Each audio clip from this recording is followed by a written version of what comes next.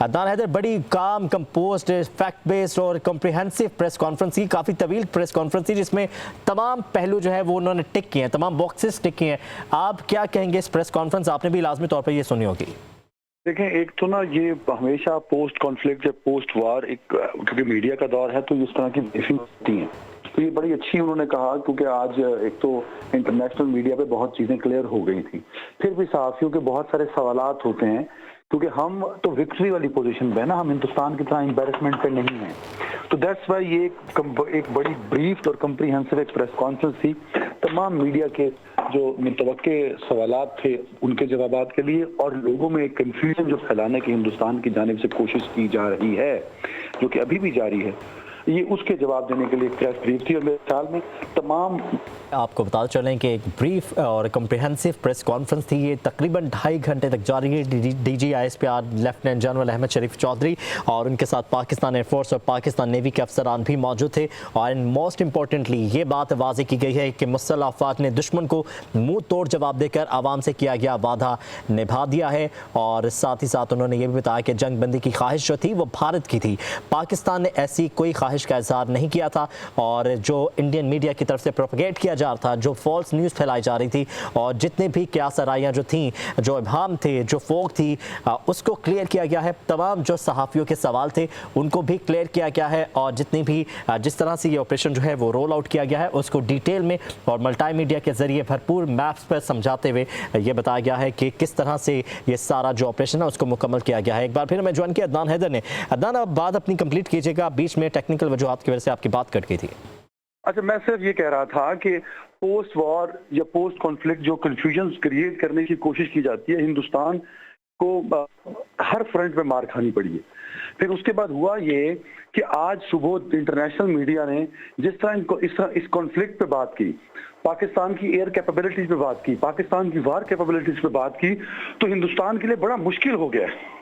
इस वक्त जो सिचुएशन है हिंदुस्तान के अंदर वो बहुत खराब है। खासतौर पे मोदी गवर्नमेंट पर प्रेशर बढ़ना शुरू हो गया है इंटरनेशनल मीडिया की रिपोर्ट के बाद। तो उन्होंने एक बाकायदा कैंपेन ऐसी लॉन्च करने की कोशिश की है कि पाकिस्तानी अवाम के अंदर इस्तराब पैदा किया जाए और मिसकन्फ्यूजन क्रिएट की जाए। तो आज की जो प्रेस कॉन्फ्रेंस थी उसमें उन तमाम कन्फ्यूजन को क्लियर किया गया है तीनों फोर्सेस की जानिब से, कि जिस तरह पाकिस्तान ने एयर कॉम्बैट में, मिसाइल्स में और बाकी वॉर स्ट्रेटजी में इस ऑपरेशन को जिस हद तक कामयाब किया है वो एक बड़ा शानदार।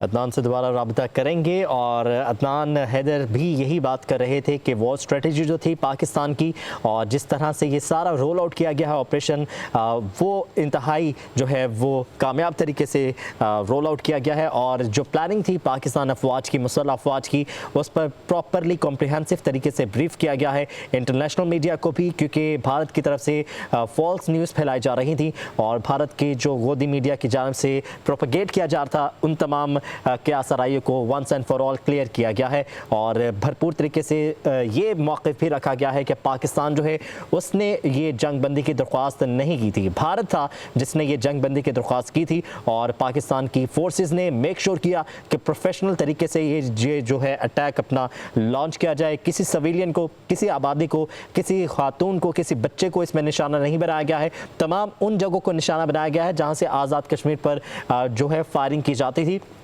और भारत में 26 अस्करी अहदाफ को निशाना बनाया गया है, जिनमें सूरतगढ़, सरसा, नालिया, आदमपुर, भटिंडा, बरनाला, ओंतीपुरा, श्रीनगर, जम्मू, उधमपुरा, बाला और पठानकोट में शामिल है। और 2 मकामात पर भारत के S-400 बैटरी सिस्टम को भी कामयाबी से निशाना बनाया गया है। उड़ी नेटवर्क स्टेशन और पुंछ रेडार सिस्टम को भी तबाह किया गया है। ब्यास और नगरोटा में ब्राह्मोस मिसाइलों के अड्डे पर भी हमला किया गया है, जबकि भरपूर साइबर हमले भी किए गए हैं। भारतीय फौज के ज़रिए इस्तेमाल सिस्टम्स को भी मफलूज किया गया है। तमाम सेक्शंस को टिक करते हुए पाकिस्तान की मुसल्लह अफवाज ने जो है ये प्लान किया था। वॉर स्ट्रेटजी जो थी वो ऑन पॉइंट थी और स्पॉट ऑन स्ट्रेटजी के साथ जब तमाम महाजों पर पाक फौज ने दुश्मन को जवाब दिया है तो दुश्मन के पास कोई मौका नहीं था सिवाय बैक ऑफ करने के। और जो अमेरिकी वाइस प्रेसिडेंट JD वेंस ने एक रोज़ पहले ही कहा था कि we have nothing to do with this, और तकरीबन 2 से 3 घंटे के अंदर जो है वो मार्को रूबियो वज़ीर ख़ारजा जो है अमेरिका के, उनको रब्ता करना पड़ा सिपाही सलाह जनरल सैयद आसिम मुनीर से। और उसके बाद जो है सारी सूरत हाल जो सीज़ फायर की बनी वो कौम के सामने है।